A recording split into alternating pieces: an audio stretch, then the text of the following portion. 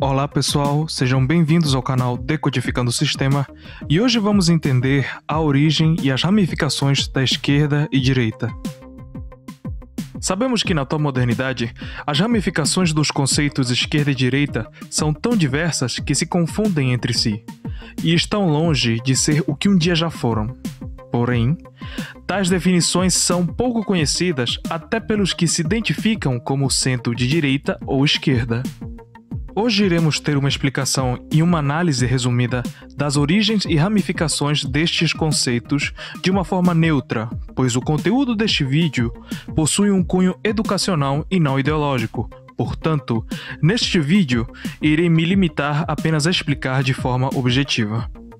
O conceito de esquerda e direita vem da Revolução Francesa. Após a queda de Luís XVI, a burguesia francesa dividiu-se entre girondinos e jacobinos.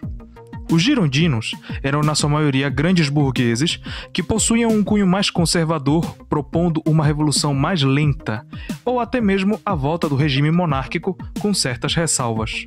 Já os jacobinos eram na sua maioria pequenos burgueses que possuíam um cunho mais radical a respeito da revolução, propondo o fim do regime monárquico e a instalação de uma república igualitária para a sociedade.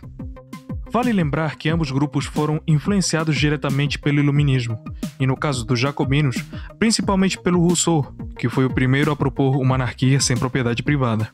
No caso dos girondinos, podemos dizer que o principal influenciador foi o Montesquieu e sua visão sobre o equilíbrio de poderes.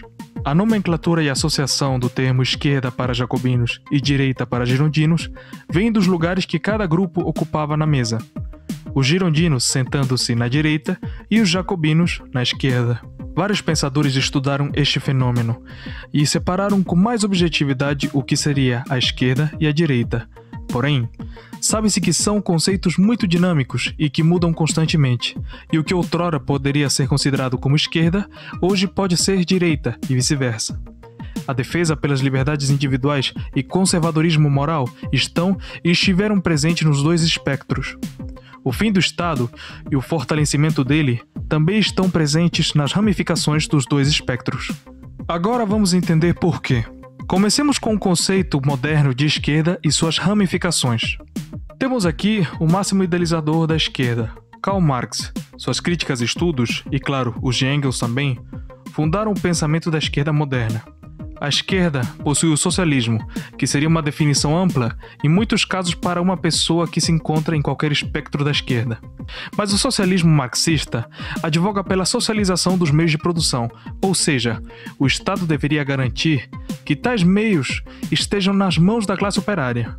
E também deve preparar-se para o próximo estágio do plano socioeconômico marxista. Aqui chegamos a outro estágio e a razão do socialismo existir segundo a idealização de Marx. O comunismo seria basicamente a abolição do Estado e da propriedade privada, ou seja, uma anarquia à la Rousseau. Temos aqui os comunistas clássicos e os anarcocomunistas, que planteiam o comunismo através de uma revolução sem a necessidade do socialismo. Dentro do próprio marxismo, temos os marxistas ortodoxos e reformistas ou revisionistas. Os ortodoxos podemos encontrar vertentes como o leninismo, trotskismo, maoísmo, castrismo, luxemburguismo e strasserismo, entre outros. São os mais fiéis ao marxismo original e os que procuram dar continuidade ao marxismo clássico. E nos revisionistas, encontramos a centro-esquerda, a social-democracia, o progressismo, o distributismo, o deleonismo, o anarco-sindicalismo, etc. No centro do espectro, temos os clássicos centristas, os nacional-desenvolvimentistas, os keynesianos, etc. É de fato um espectro vago e muito amplo, onde se geram muitos debates a respeito de quem é ou não de centro. Mas um conceito mais universal seria que o centro não é necessariamente puro, ou seja, nem completamente capitalista ou socialista, mas possui muitas vezes características de ambos. Visto isso, novos estudos tiveram a coragem de deslocar o nazismo e o fascismo da extrema-direita pelos planos econômicos destes, que possuíam uma leve estatização da indústria e uma intervenção forte da economia por parte do Estado. Mas as características da extrema-direita continuavam ali, tais como o antissemitismo, o nacionalismo, etc.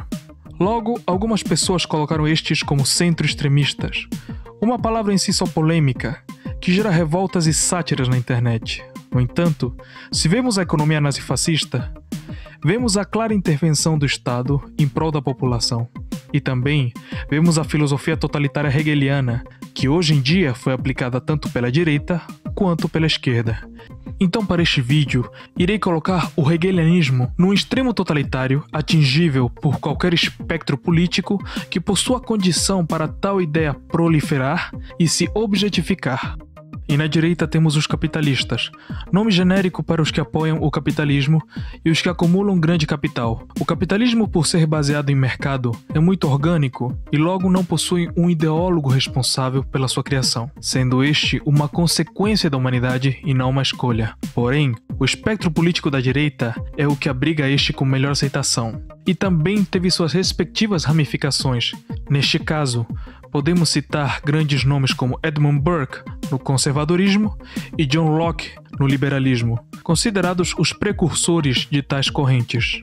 No conservadorismo temos variações moderadas e extremas, como o conservadorismo clássico, conservadorismo liberal, neoconservadorismo, conservadorismo libertário, monarquismo, reacionarismo, paleoconservadorismo, fusionismo, capitalismo de Estado, fascismo italiano, etc.